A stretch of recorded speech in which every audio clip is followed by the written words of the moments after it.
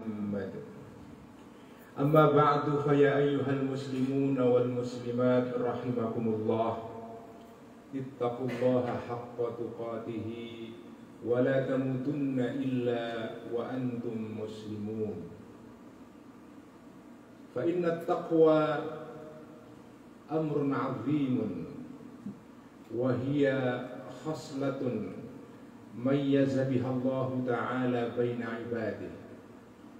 فقد قال الله تعالى في كتابه العزيز: أعوذ بالله من الشيطان الرجيم، يا أيها الناس اتقوا ربكم، يا أيها الناس إنا خلقناكم من ذكر وأنثى وجعلناكم شعوبا وقبائل لتعارفوا إن أكرمكم عند الله أتقاكم. فإن التقوى هي الخصلة التي جعلها الله ميزة بين عباده. Brothers and sisters in Islam, I will give my khutbah, the first khutbah in Indonesian language, and then I will give the second one in English. So, my apology to start my first khutbah in bahasa Indonesia.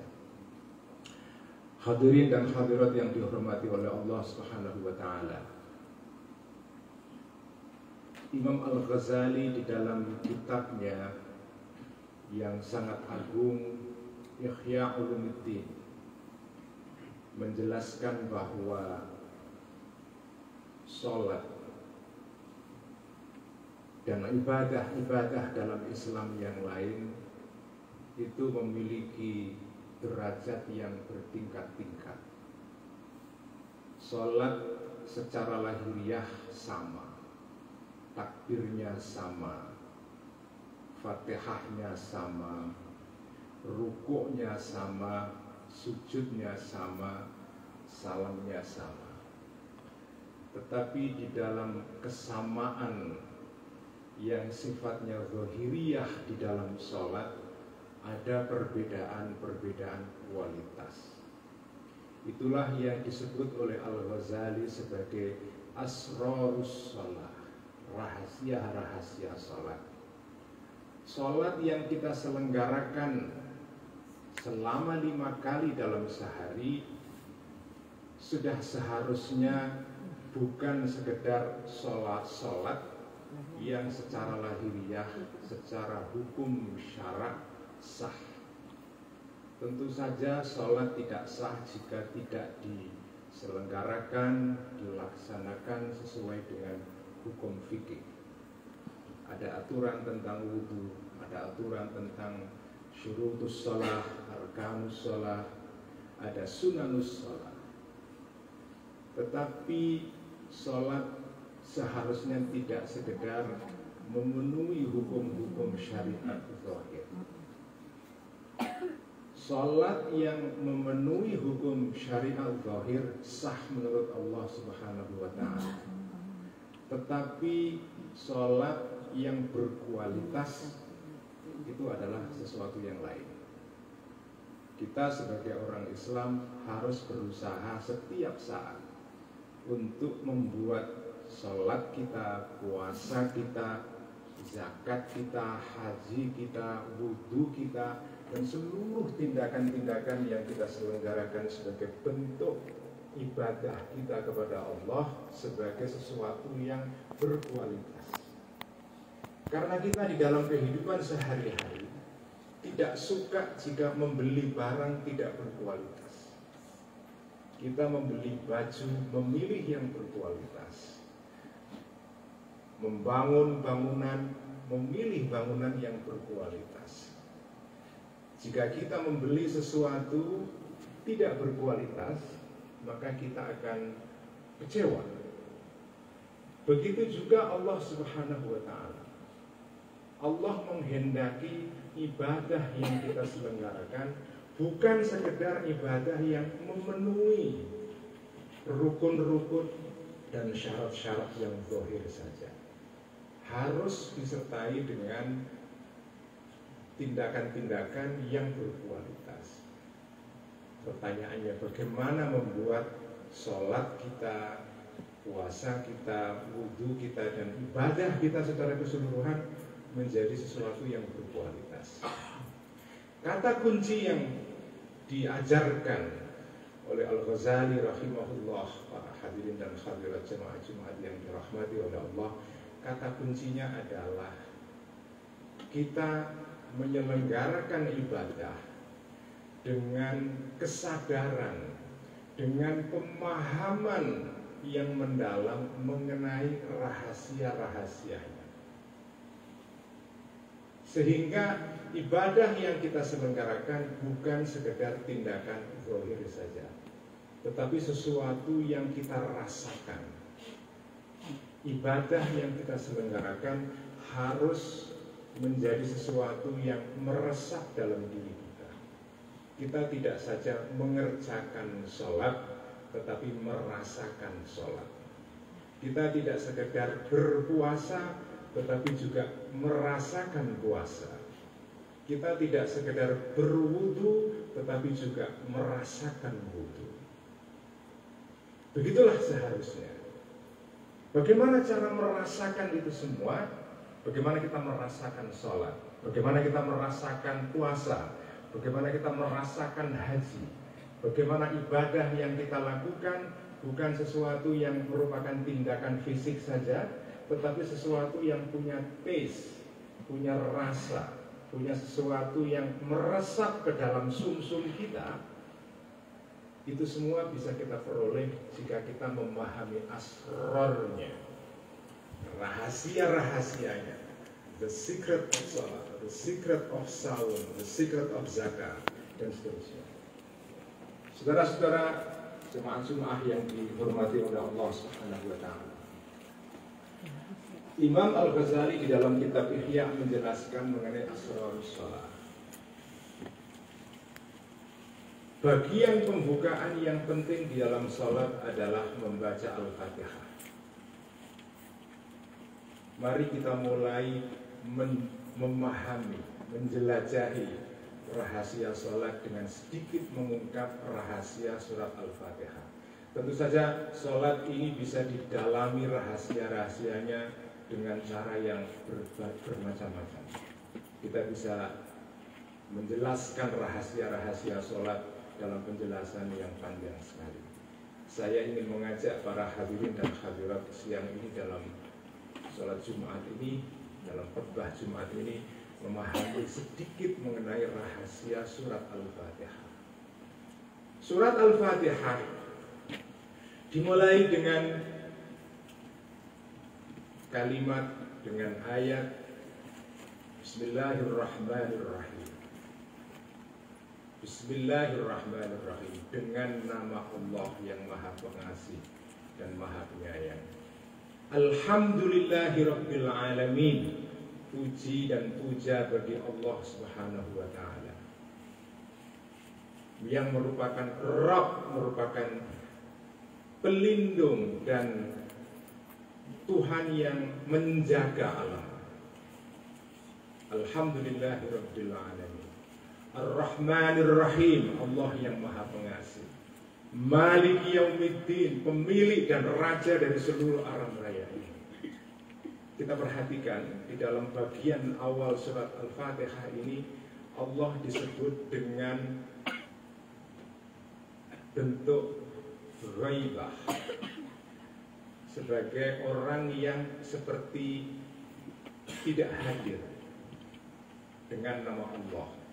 Jadi ketika kita mengatakan dengan nama Allah, seolah-olah Allah itu tidak ada di depan kita. Bagian dari surat Al-Fatihah yang pertama itu adalah bagian yang bisa kita sebut sebagai bagian Al-Ghaibah. Allahu Al-Ghaib, Allah yang tidak ada di depan kita. Pada bagian kedua, tiba-tiba Al-Fatihah menggunakan redaksi yang berbeda. Iyyaka na'budu wa iyyaka nasta'in. Kepadamu wahai Allah aku menyembah, dan kepadamu aku meminta pertolongan. Allah yang semula tidak hadir, Allah yang semula tidak ada di depan kita, tiba-tiba hadir di depan kita. Lalu kita jadikan sebagai pihak yang kita ajak untuk berbicara. Iyyaka na'budu wa iyyaka nasta'in. Setelah Allah hadir di depan kita, kita mintai pertolongan. Ihdinas siratal mustaqim. Tunjukkanlah Allah kepada kita jalan yang lurus. Siratal ladzina an'amta 'alaihim ghairil maghdubi 'alaihim waladdallin. Al-Fatihah mengandung dua elemen di dalamnya. Ada elemen al-ghaibah, ada elemen al-hudur. Allah yang tidak hadir di depan kita, lalu Allah yang hadir di depan kita. Kalau kita renungi Al-Fatihah dengan dua suaranya ini, ada suara al-ghaibah, ada suara al-hudur, itu melambangkan sebetulnya kehidupan kita sebagai manusia di dunia. Sebelum kita sholat, sebelum kita masuk ke dalam sholat, mungkin kita berada dalam situasi lupa kepada Allah. Allah sebagai al-ghaibah, Allah yang tidak hadir, Allah yang kita lupakan di dalam pekerjaan kita, di dalam bisnis kita, di dalam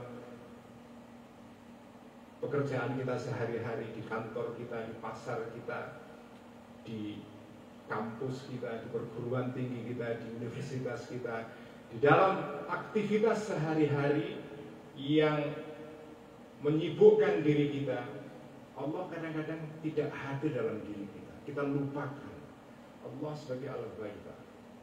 Begitu kita sholat, kita mulai dengan wudu, kita mulai menghadirkan Allah kembali di depan kita. Kita mulai menjadikan Allah sebagai Tuhan yang berada dalam diri kita. Itulah bentuk yang disebut oleh Kanjeng Nabi Muhammad SAW sebagai al-ihsan. Seorang yang beriman harus mencapai tahap al-ihsan. Al-ihsan itu apa? Al-ihsan itu artinya anta'budallaha ka'annaka tarahu. Engkau menyembah Allah seolah-olah kita melihat Dia. Fa illam takun tarahu fa innahu yaraka. Jika engkau tidak bisa melihat Allah, maka katakanlah kepada diri kamu, sadarkanlah pada dirimu, sadarilah bahwa Allah melihat diri kamu. Allah hadir. Allah sebagai al-hudur. Allahul hudur bukan Allahul ghaibah. Begitulah manusia. Kita kadang-kadang lupa. Tetapi jangan lupa selama-lamanya. Harus ada momen dalam hidup kita ketika kita menghadirkan Tuhan dalam hidup kita. Kalau di dalam seluruh hidup kita Allah sebagai Allahul ghaibah, maka itu berbahaya. Usahakan kita menjadikan Allah sebagai Allah yang hadir, Allahul hudur, bukan hanya Allahul ghaibah. Kita semua orang Islam ketika mengucapkan syahadat, kita menjadi muslim. Tetapi belum tentu di dalam kehidupan kita Allah hadir. Kebanyakan kita sebagai orang Islam adalah orang-orang Islam yang kesadaran Allahnya adalah kesadaran al-ghaibah. Tetapi kita harus beranjak lebih jauh lagi. Kita harus bisa menjadikan Allah sebagai Allahul hudur, Allah yang hadir dalam hidup. Dengan cara seperti itu, kita akan membuat sholat kita, ibadah kita menjadi lebih berkualitas. Karena ibadah kita disertai dengan kesadaran kehadiran Allah Subhanahu wa Ta'ala. Demikian khutbah pertama saya. Semoga Allah memberikan kita, memberkahi kita dengan kemampuan untuk terus menghadirkan Allah dalam kehidupan sehari-hari kita, sehingga ibadah kita menjadi ibadah yang berkualitas. Qala Allah Ta'ala fi kitabihil karim, wa'tasimu bihablillahi jami'an wa la tafarraqu wadhkurullaha id kuntum a'da'an fa'allafa baina qulubikum fa asbahtum bi ni'matihi ikhwana wa kuntum ala syafa hufratin minan nari fa anqadhakum minha. بارك الله لي ولكم في القرآن الكريم ونفعني وإياكم بما فيه من الآيات والذكر الحكيم إنه هو العليم الحكيم وتقبل مني وتلاوته إنه هو الغفور الرحيم استغفره إنه هو الغفور الرحيم.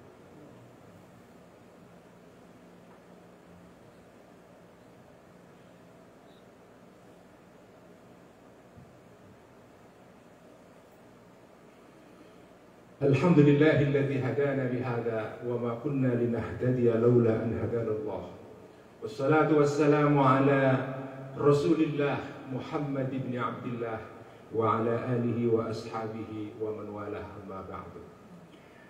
Brothers and sisters in Islam, Hujjatul Islam Al-Imam Al-Ghazali, the greatest scholars of Islam who lived in Baghdad in 10th century, who wrote a very important books that changed the entire landscape of Islamic world since then.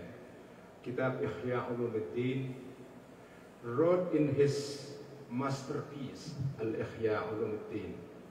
He wrote long chapters on ibadah, on salat, on prayer, on as-sawm, on fasting, on zakat, and al-hajj, the pilgrimage. The chapters on ibadah that Al-Ghazali wrote in Al-Ihya is quite different from the chapters on ibadah as we read and see in Kutub al-Fiqh, in the works of legal matters. Al-Ihya Ulumuddin is not a book on fiqh, it is a book on Sufism.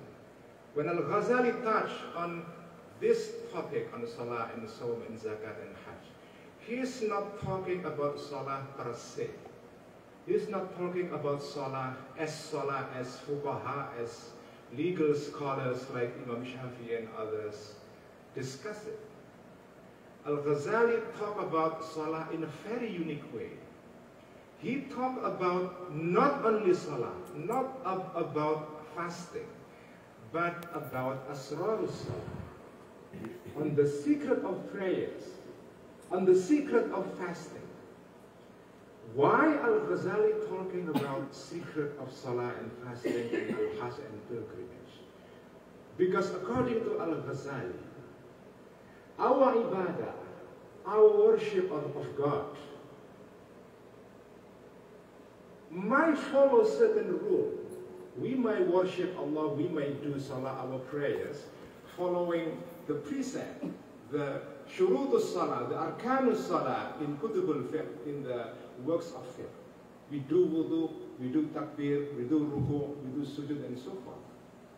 But Salah is not about following this rule. Of course, we cannot do Salah properly without following this arkan and shurut. Our Salah is not valid, is not accepted by God if we do not follow this rule. Because our Prophet Muhammad sallallahu alaihi wasallam said in his very popular prophetic tradition in hadith, "Sallu kama ra'aytumuni usalli." Pray as you see me pray. Meaning that you should pray to Allah, you should worship of Allah, you should worship Allah following the certain rule put out by the ulama, following the example of the Prophet. But, and this is something important added by Al-Ghazali, we might worship Allah, we might do Salah and prayers and so forth following this rule, but it is not enough.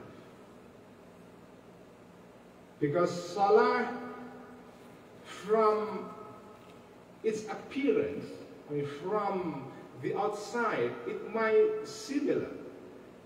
You might follow Shafi'i, Maliki, Hanafi, Hanbali madhab. I mean, whatever the difference between how Salah is conducted by Muslim, but generally speaking, Salah is similar. It starts with Takbiratul Ihram and it ends with Salam. It's similar, but the quality of Salah is different. the quality of salah is different. This is like we buy a car. Everybody can buy Toyota or Honda. Same car, same make, same product. But the way you drive your car is different from person to person. Two persons might buy the similar car, Honda with the same product, same brand. But the way you drive your car is not similar. The quality of driving is different. Our salah can appear to be similar, but the quality of salah is different. So Allah accepts our salah, of course, if you follow this rule, as stipulated by the ulama in Kutub al-Fiqh. But the quality of salah is different. So our job as a Muslim is to make our salah as a salah that's followed, that's qualified for a high quality. Because people love to have a good product. If you go to a supermarket and you buy a certain product, you want a good product. You want a quality product. If you find some defect in product, you complain with the producer. You call the customer service and you complain. You file a complaint.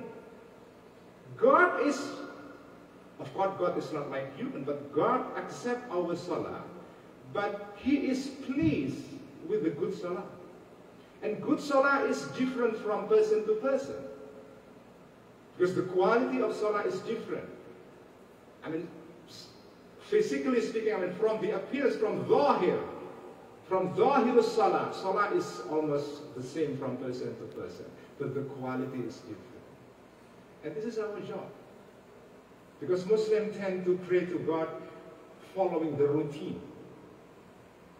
Following the routine. We do not feel the salah. We do not feel the wudu. We do not feel the song. We do not feel the hajj, the zakah. All worship, all action that we do as a worship of God, we do it as a routine without any deep feeling in us. Why? Because we do not understand, we do not grasp the secret. And this is what Al-Ghazali teaches in Al-Ihya. So try to understand and grasp the asrarus salah, so that the secret of salah, the secret of prayer, so that your prayer become a quality prayer. Salah that follows certain rule. Of course, rule is very important, but the quality is more important. Because human beings, people in their daily life, they like a good product, a quality product, not just a normal product. People today, we live in a different capitalist stage economy. In the past, product was produced in a massive manner. Everybody used the same product. But today is different. Capitalism enters into a new stage in which people want a very different and unique product, a quality product. Not just coffee. We need a different coffee. We need a quality coffee. Let's do the similar thing to our ibadah. Not just a normal salah. A salah that is unique, that is touching us. A salah that expresses our real self. Not just salah that we do it as a routine. This is our job. This is what Al-Ghazali calls Asrarus Salah. Asrarus Salah. And then how do we understand the Asrarus Salah, the secret of Salah? We can discuss, we can talk about this in a long lectures, but I want to cut it short by understanding the Al-Fatiha. Because Al-Fatiha is the beginning, the gate of Salah. This is the gate from which we enter into the presence of God. So let's discuss a little bit in our khutbah about Fatiha. Al-Fatiha, if you reflect on it, is very interesting. It is a short chapter in the Quran, one of the shortest, consisting of 7 ayah. It starts with a simple statement. Bismillahirrahmanirrahim. Alhamdulillahi Rabbil Alameen. Ar-Rahmanir-Rahim. Maliki Yawmiddin. This first section of Al-Fatiha is very important. It's very interesting. It's address God as somebody, as a that, as a God who is not present in front of us. Allah as Al-Ghaibah. Bismillahirrahmanirrahim. Allah, in the name of Allah, the most compassionate, the most merciful. Allah in this part of the Surah Al-Fatiha is talked about as Al-Ghaibah, as God that is not with us, that is not present with us. And then in the second section, suddenly we encounter what is called in Arabic, in Balagha, in the science of poetics, the beauty of the Quran is called iltifat. Iltifat meaning turning away from a certain trajectory into different trajectory. So God in the first section was touched, was discussed, was addressed, and as Al-Ghaibah, as a God that is not present. And then in the second section, the ayah said, Iyyaka na'budu wa iyyaka nasta'in. Allah, Iyyaka na'budu. Only you we worship, O Allah. Wa iyyaka nasta'in. And from you we seek a help. So here, in the second section of Al-Fatiha, we encounter different God. God as a God that is present, that is with us. God that is ma'ana. Not God as huwa. He, in the first section of the Fatiha. God in the first section of Al-Fatiha is God as huwa, as he. Al-Ghaibah in Arabic is in Arabic grammar is called Dhamir al-Ghaibah, the pronoun of non-presence. But in the second section, we see God as Muhatab, God with whom we have conversation. Iyyaka na'budu wa iyyaka nasta'in. Ihdina as-sirat al-mustaqim. Guide God us to a true path. Sirat al-ladhina an'amta alayhim ghayr al-maghdubi alayhim wa ad-dallin. I mean, what is the lesson that we can learn from this short chapter in the Quran that we recite in all our prayers 5 times at least every day? One of the important lessons is that human beings in this life are torn, are squeezed between 2 states, the state of Al-Ghaibah and Al-Hudur, presence and non-presence. When we are in the state of Al-Ghaibah, in the state of non-presence, we forget God. And it's normal. Human being busy with daily job activities, we may forget God. But we are not supposed to be permanently and perpetually in this state of non-presence of Al-Ghaibah. Our civilization today, including in Europe, is the civilization of Al-Ghaibah. Because this civilization forgot God. God is not important. God is dead, as Nietzsche said. God is not with us. This is the civilization of Al-Ghaibah. The end result of the civilization of Al-Ghaibah is what? Destruction, a collapse, a massive death. This is for sure. we should enter into the second stage of al-hudur. We should have a consciousness of God as being present with us, so that we can save our life. And this is our challenge. How we save our life, how we can survive as human beings, not by forgetting by God, because forgetting God will lead you into a dead end. If you want to survive as a human being, the only option is to have a consciousness of God, to have God that is present with us. This is al-hudur. And with this consciousness of God as a God that is present with us, we make our prayer a quality prayer, a good psalm, and good zakat, and so forth. Inna Allah wa malaikatahu yusalluna ala nabi. Ya ayyuhalladhina amanu sallu alayhi wa sallimu taslima. Allahumma salli ala sayyidina Muhammadin wa ala ali sayyidina Muhammadin wa ala alihi wa sahabatihi wa qarabatihi wa tabi'ina wa tabi'ina lahum bi ihsanin ila yawmiddin. Allahumma ighfir lil muslimina wal muslimat wal mu'minina wal mu'minat al-ahya'i minhum wal amwat. Amin. Allahumma a'izz al-islam wal muslimin. Amin. Wa ahlikil kafarata wal zalimin. Amin. Allahumma ijma' kalimat al-muslimin wa shaddid shamla a'da'i al-muslimin. Amin. Allahumma ya Allah, barik lana fi ahlina, wa barik lana fi amwalina, wa barik lana fi awladina, wa barik lana fi biladina, wa barik lana fi masajidina, wa barik lana fi salawatina, wa barik lana fi siyamina, ya arhamar rahimin. Amin.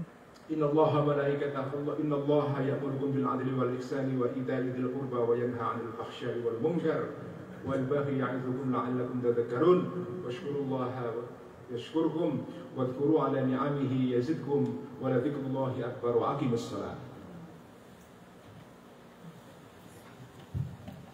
الله أكبر الله أكبر أشهد أن لا إله إلا الله أشهد أن محمدا رسول الله